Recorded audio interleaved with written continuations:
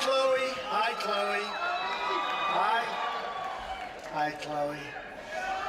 Well, I want to thank you, and before we begin, I want to just say that, Juber, thank you very much. It's a great place. You have great people on the stage with me. I want to tell you, warriors, fighters, and they love the country. They love our country.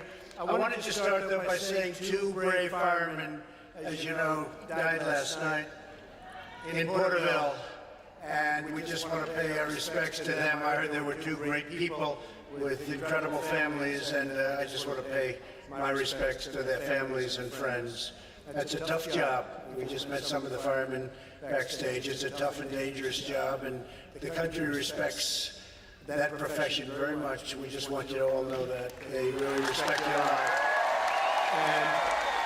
And you could add the words law enforcement to that group. Nobody respected more than those groups of people. I can tell you that. So thank you very much. Thank you very much to the families. Thank you very much.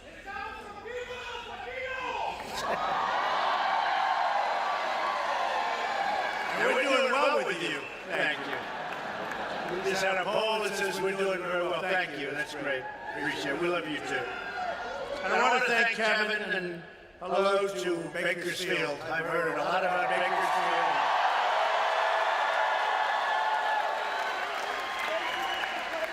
Didn't you have a great tennis player years ago named Dennis Ralston, right? Right?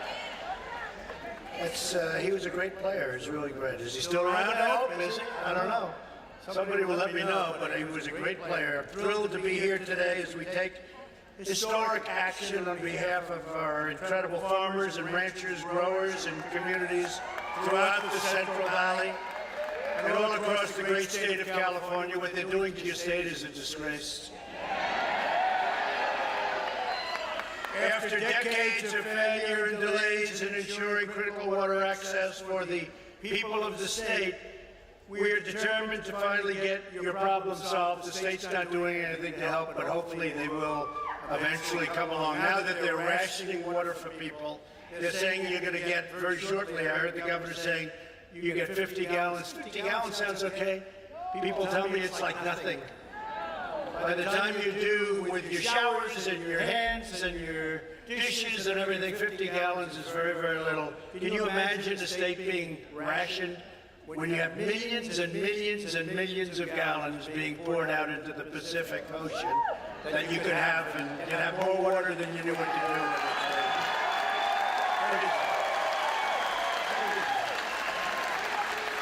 So we're honored to be joined by a warrior, a real warrior, named Devin Nunes.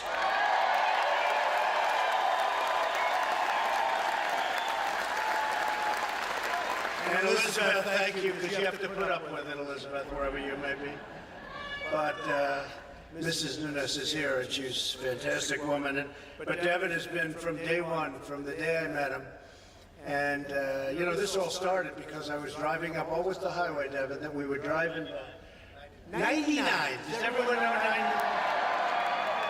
And I kept saying, Devin, why are these fields all brown and they look like desert? They look like they were starved. It's too bad you have a drought.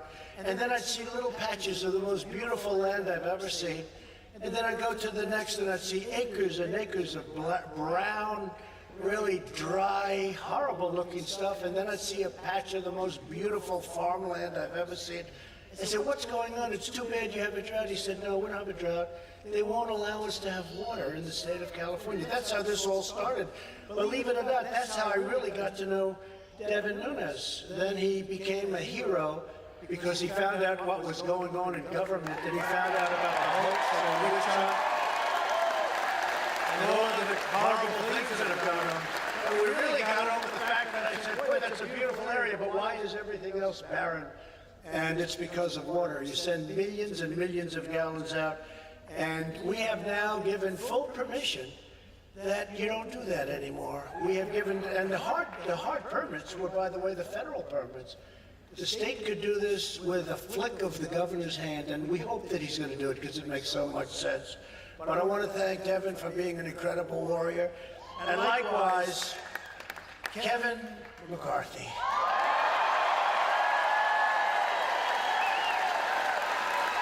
who I think we can say, I mean, we have to work hard. We can pick up 7 seats in the state of California. And I want to thank, he said, get rid of Pelosi. That's so cute.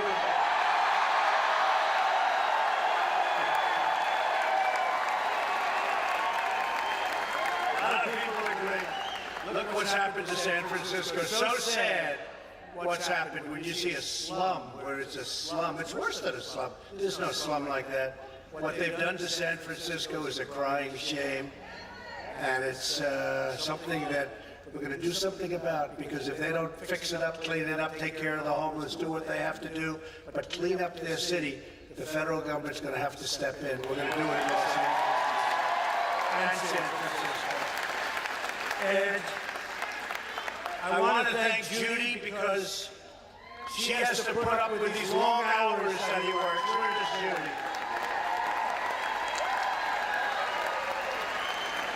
Thank you, Judy. Thank you, Elizabeth. Thank you both. What you have to put up with long hours. But you know, the people appreciate it. They really appreciate it, because there's nobody doing a better job than these guys. You also have somebody here who's another warrior. He's a warrior in the waiting.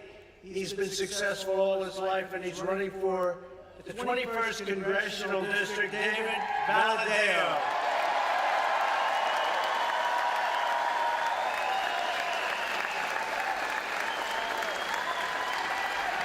He's an incredible guy, and I think I'm hearing you're doing great. But always pretend you're about 1 point down. But you're not going to have to worry about it. He's going to be fantastic. We really need him badly in Washington, so hopefully he'll be set. Good luck, David. And where is Mark Wayne? Mark Wayne Mullen. Come on up, Mark. Come on up. And his son Jim, who's a great wrestler, who's a great athlete. Mark Wayne, thank you very much.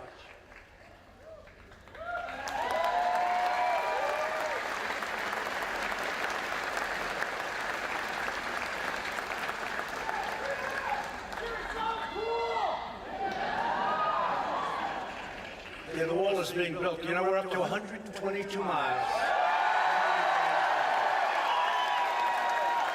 You think that money, that was not easy.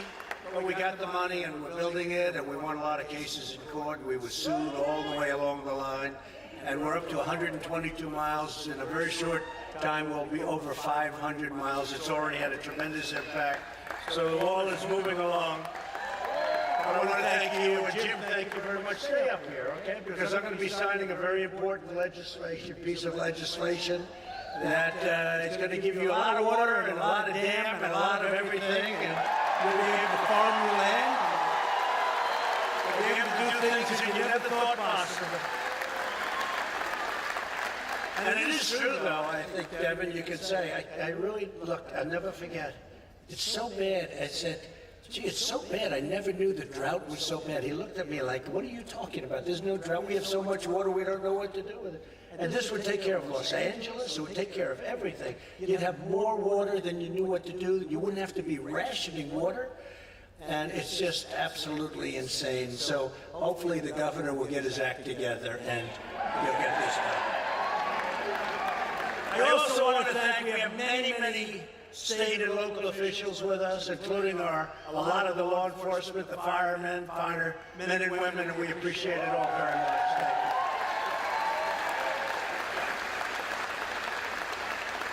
A man who has been great is David Bernhardt, and he's working with you. But I have to say that I've been watching another warrior, Tom McClintock, and I called Devin. I'd seen him on television. There's nobody that represented us during the impeachment hoax. There's nobody that represented us better. I said, that guy could represent me any day. He was tough and strong. That face was good looking, I have to say. In the Me Too generation, we don't talk about looks anymore, but he's a good looking guy. Where's Tom? Tom McClintock, come here.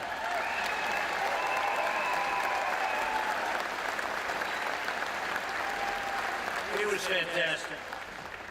Well, we do. We have some great fighters. And with us today is Secretary David Bernhardt, very important man in terms of what we're talking about. And David's leadership has been incredible in this subject. You know, we're talking about something that will change this whole area. Actually change, if you think about it, Kevin's going to change the whole state if we can do this. And it's an easy word, but it's a very complicated word when you think of it. It's called water. We need water in the state, and you have so much water you don't know what to do with it, and this is the man that's going to help us. So, David Bernhardt, Secretary of the Interior, please say a few words.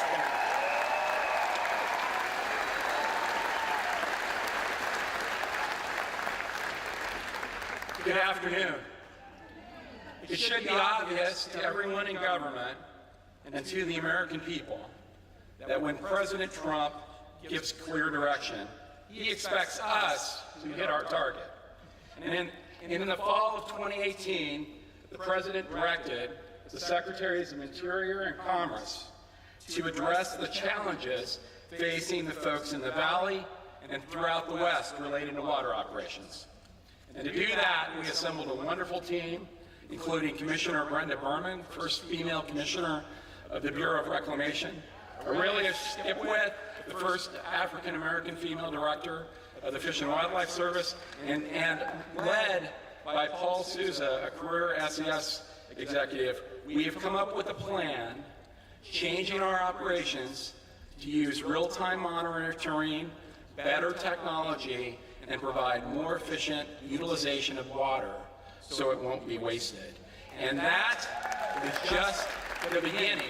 And it's because of this congressional delegation bringing this to the attention of the President, and the President saying, let's get it done.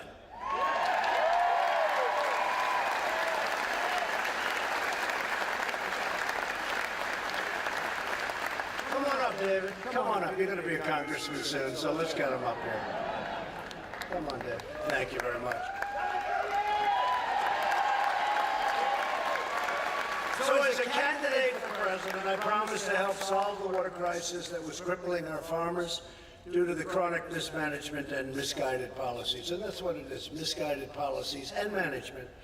For too long, authorities have needlessly flushed millions and millions of gallons of fresh, beautiful, clean water from up north straight into the Pacific Ocean. It's nothing for the Pacific Ocean. You know what it means? Like nothing. We're talking about the Pacific. I think they think we're helping the Pacific. It's like a drop. It's like a drop.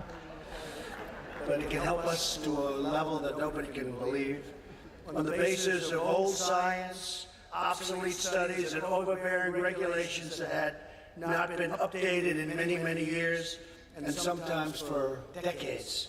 The resulting miscalculation and misallocation of water help turn natural droughts into man-made catastrophes. I mean, it's really a catastrophe when you think you have farmers that own land, that are paying taxes on the land, that aren't allowed to farm your land. They're actually taking away your land.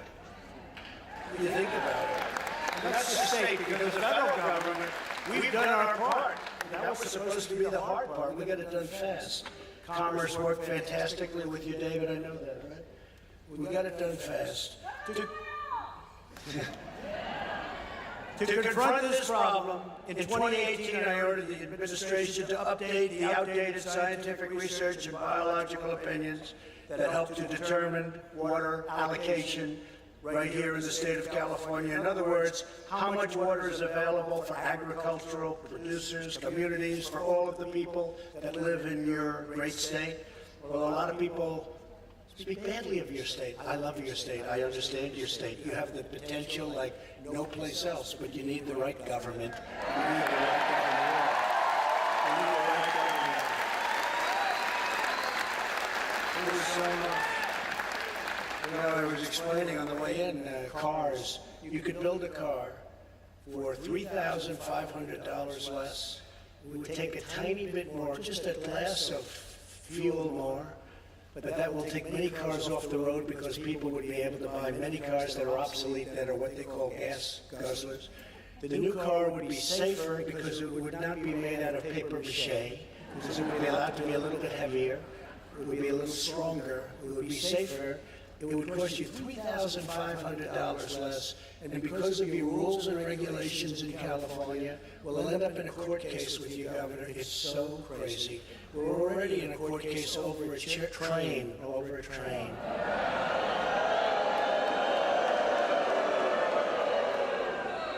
Billions and billions and billions of dollars. It was originally supposed to go from San Francisco to LA. That didn't work out, so now they did this in order to get the cost down. It keeps getting, pretty soon it'll be like a mile long. It's very sad when you see some of the things, but think about the car situation. In other words, you get a less expensive car by $3,500 on average that will be safer, that will look better, and that will work better. And then you get a lot of gas guzzlers off the market because people are going to be able to afford, and they're going to want this car because it's a better car. And we're going to have to fight it out in court, but we'll win. We always win. Today I'm pleased to announce that this update is complete. We've done the full, complete update on water and water allocation.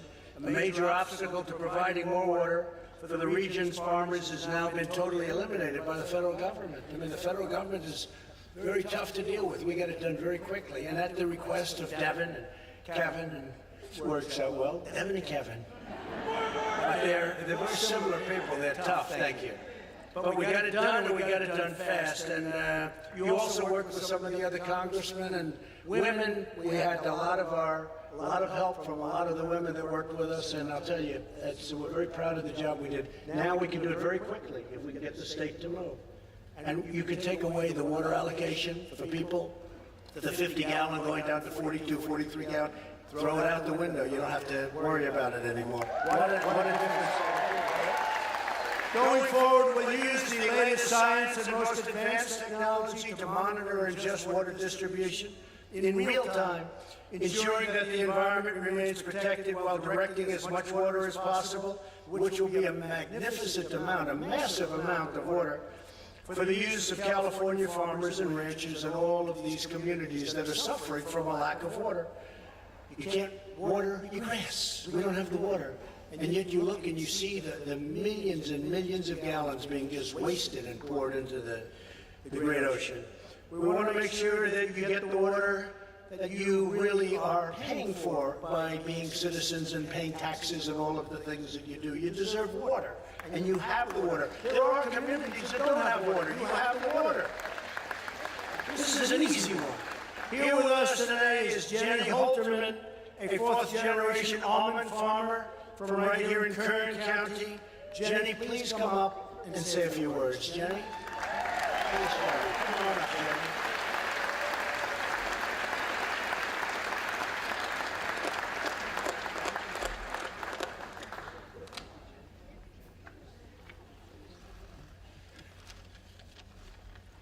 Thank you, President Trump. I'm proud to be a fourth-generation California farmer, married to a fellow fourth-generation California farmer.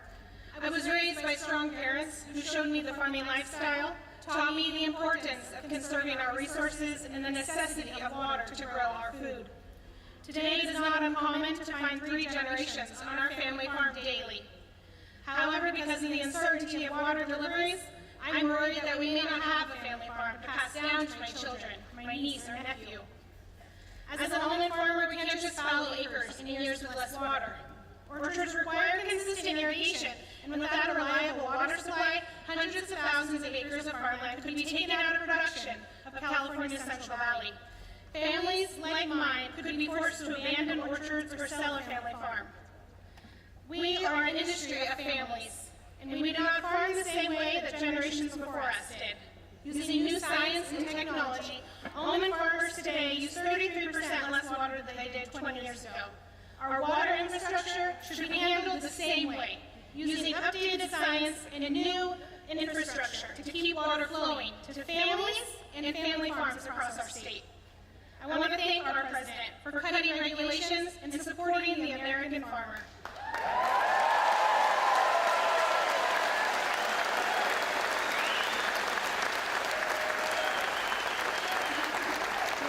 President Trump is fighting for farmers with our best interest in mind, and he was working to bring water back to the Central Valley. Thank you.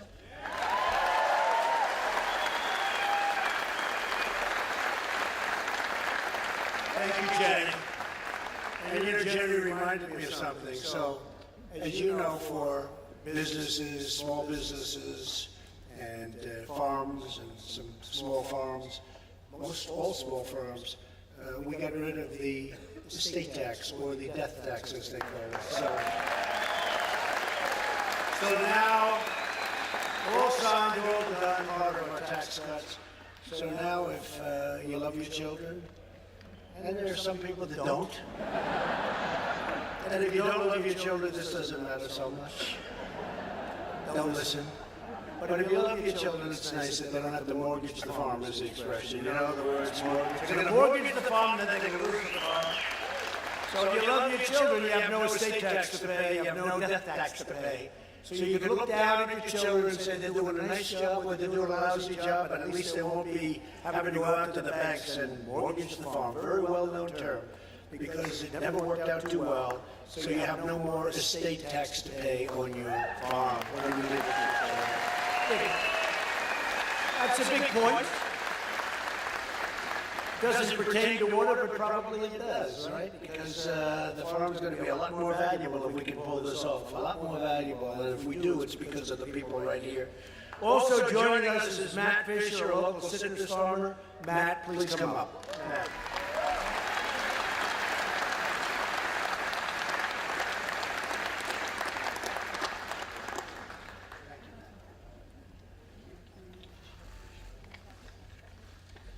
Thank you, Mr. President. I vividly recall the day that you were elected. That day gave my family and I such a tremendous feeling of hope and optimism about our future in agriculture. Farming here in the state of California isn't the easiest, and every day since you've been in office, you've done exactly what you promised.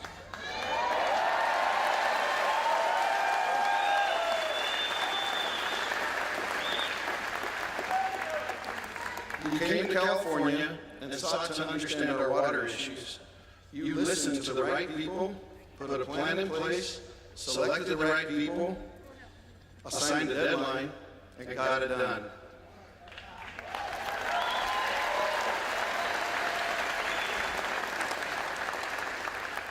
These biological opinions and the balance that they will bring to the water that falls on this state will bring certainty not only to my family and our employees, but several other families that farm here in the state of California. They are based on sound science and will help the Bureau of Reclamation maximize water to not only family farms, but rural communities and the environment. Your leadership on updating these biological opinions will bring significant relief to my family and will save literally thousands upon thousands of acres of citrus from being left to die. So thank you again, sir, for keeping your word and following through to help us here in the San Joaquin Valley.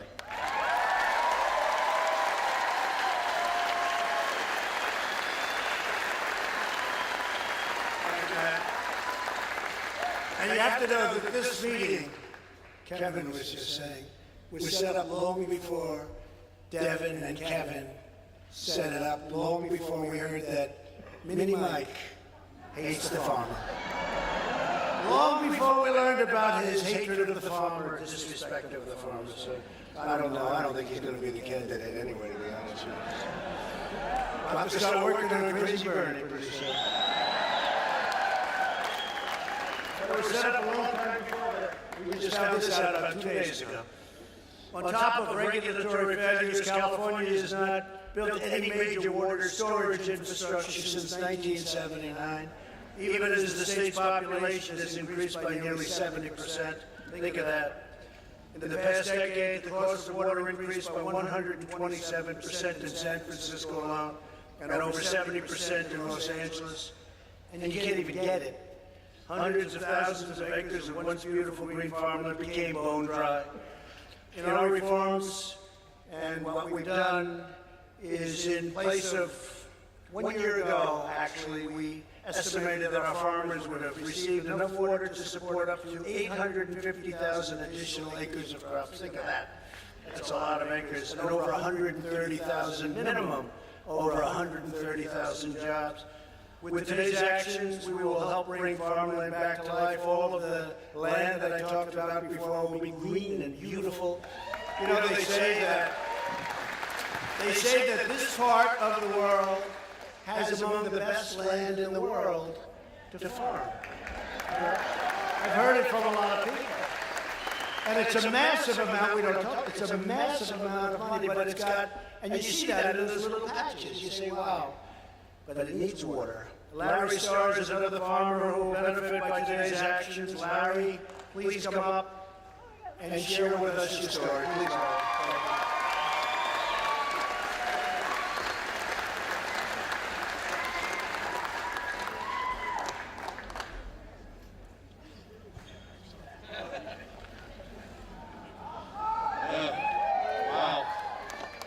Thank you.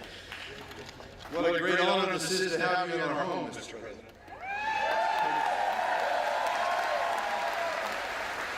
So water for us is everything. Water is the beginning, it's the middle, and the end. Without water, we have nothing. It's just the end. I farmed with my brother Fred and my brother-in-law Jake Croker, and until recently my father Fred Starr Sr. My sons, nephews, nieces are involved as well. And like everyone, water is the most critical part of our existence. It is in fact our lifeblood. And like blood, how it is treated, maintained, and pumped is the single most important factor in our existence. Our farm has been forced to idle thousands of producing acres due to the uncertainty of our lifeblood. Reduced water allocations year after year due to environmental takings, old science, questionable management, and increased regulations. We pay for water we don't get. Still, we see more water taken out of the system. We see more ground being idled. I can tell you that what the end looks like, and come out to my ranch and I'll show you what it looks like. We have considered selling the farm. Prior to the last presidential election, in fact, even my dad, who lived and breathed our farm, seriously contemplated selling out. We thought at the time if President Trump's opponent had won, we would sell for sure. However, that did not happen.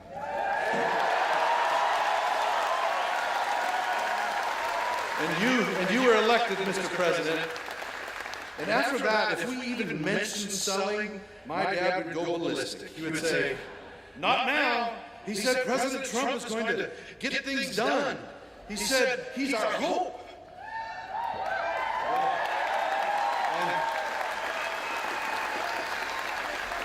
And it's a fact, Mr. President, you have got things done, and you have indeed revived our hope.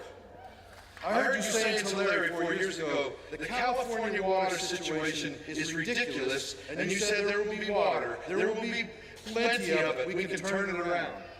I have it on my phone still. That is a promise made and a promise kept.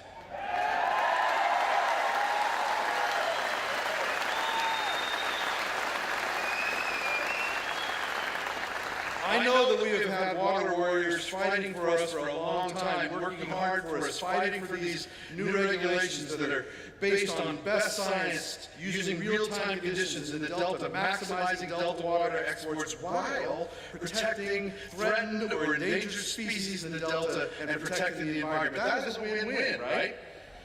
Congressman McCarthy, I want to thank you for your leadership and your friendship. And Congressman Nunes, same thing, and I know David was involved earlier, and Congressman McClintock. We just, these people were working on this before. And they were working, and, I want to mention also Ernest Conant and Paul Sousa, who were intricately involved in making these changes. But they've been working on this issue for a long time, and they were looking for traction. They were looking for some kind of change. And I can tell you, traction was found in 2016 when President Donald Trump was elected.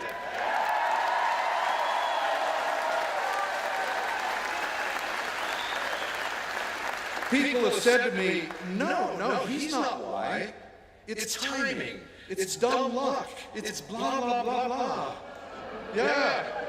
Well, I'm no expert, and I know a certain Democratic presidential candidate who says farmers need more gray matter. You know that. But this ain't rocket science. The reason we're seeing these new rules implemented are because of President Donald Trump. And I want to publicly thank you, sir, and ask you to please keep fighting for us. Thank you.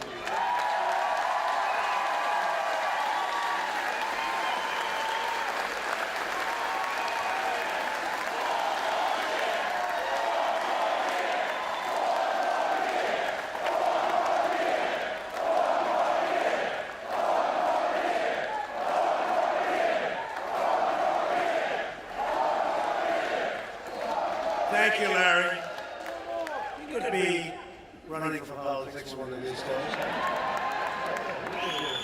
You can do it, John. All of you, thank you very much. That was fantastic. But it's so easy. It's common sense. You know, Larry just said it's common sense. And it is common sense. And all we need is a governor. And we can be nice to him. We can be rough with him. We can do whatever we have to do. I'd love to be nice to him. It's all common sense. Remember I said forest management? You don't need all these forest fires. It's management. I said forest management. It's the same thing here. This is even easier. This is even easier. Just have the valve go in a little different direction, okay?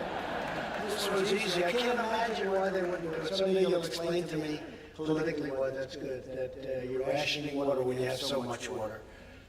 And it is. It's different if you had a drought. You don't have a drought. You have tremendous amounts of water. So maybe we can get the governor to come along and really be friendly on this one and get it done. Huge numbers, too. Forgetting about human lives, forgetting about businesses. This is tremendous amounts of money coming to the state, coming to the farmers. Your farmers would be doing much more business. Somebody said it would be the largest farm area anywhere in the world if they allowed you to have the water to irrigate and to give you a little. You need the water. You need water. It's really simple. And you have the water. You just need a signature. You're going to have one today. And that was the tough one. Right, Tom? That was the tough one. The tough one was this one. The tough one to get was the federal government. But you got that. And you really had it a couple of months ago, but you have it today officially. So from the beginning, the Trump administration has delivered for our great farmers. We love our farmers. Under the previous administration, net farm income plummeted by 20%, and under my administration, net farm income has increased by over 50%.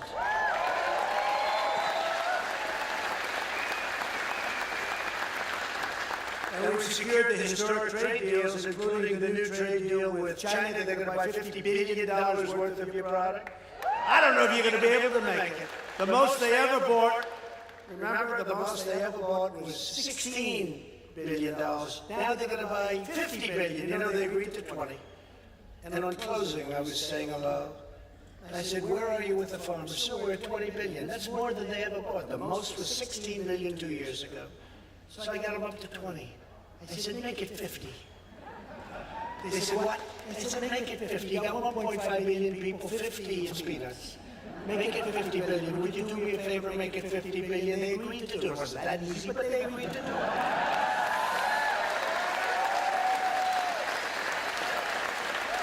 See that beautiful tractor over there and the beautiful tractor? I said, you got to get bigger tractors. That's all. They look like nice big tractors. That's a big tractor right back there. You got to get bigger tractors. You got to buy a little more land. So Larry, instead of selling your land, buy some more, okay? You know, buy a little more land. But no, they're going to increase it. So think of it. If they go to 40 to 50 billion dollars, you're talking about a whole different industry. Plus, I got Japan for $40 billion. You saw that. We signed that deal 4 months ago. South Korea now is a big buyer. Signed that deal. And the big one is the USMCA. That's Mexico and Canada.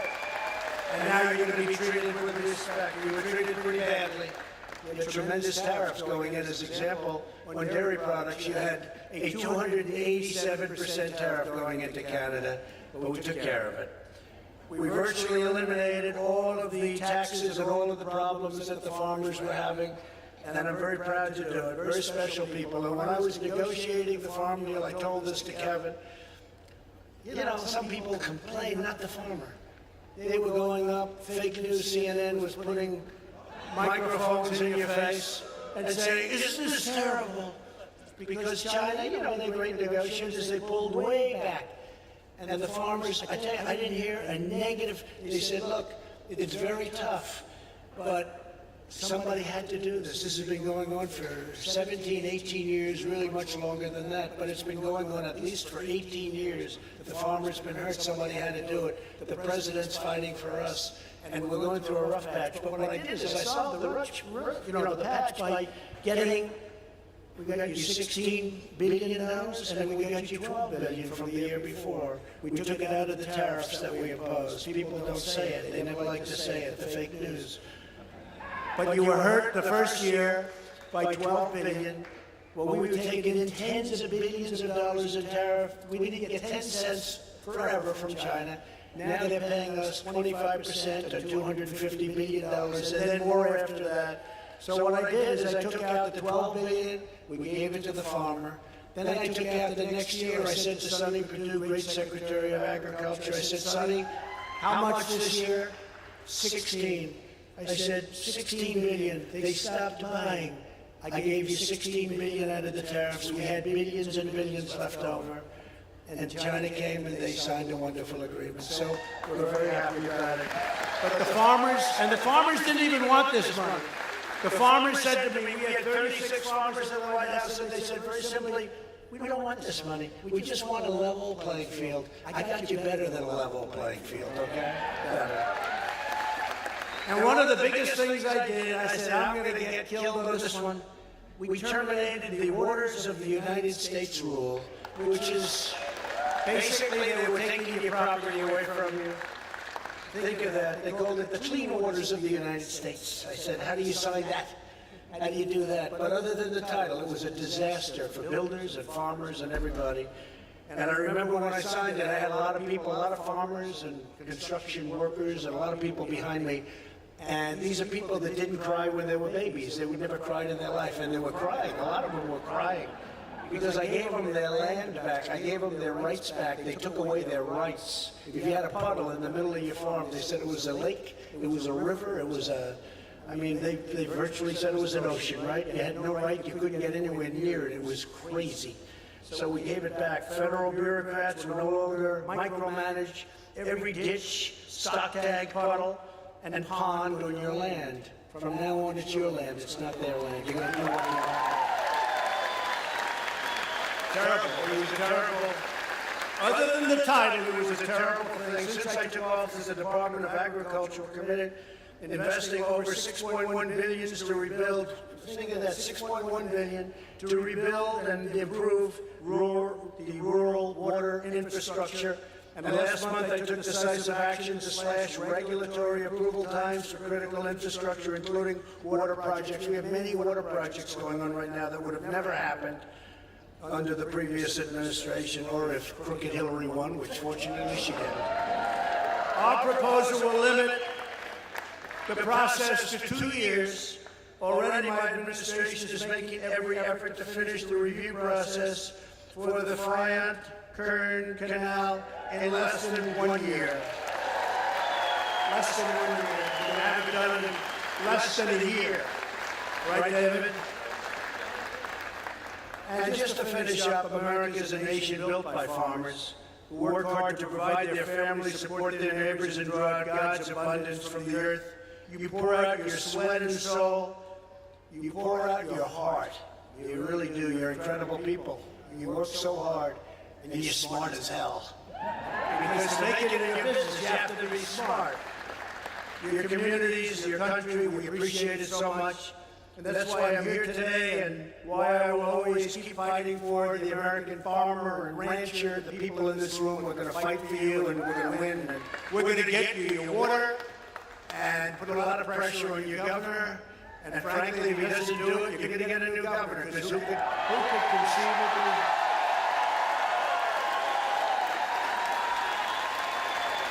conceivably think of somebody that would do this. So I just lead by saying, God bless the American farmer. God bless America. Thank you. Thank you very much.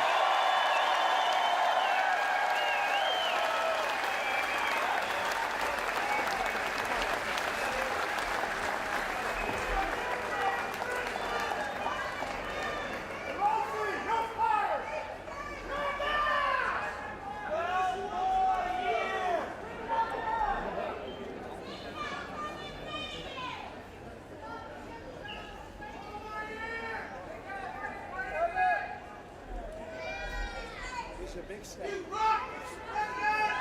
Where's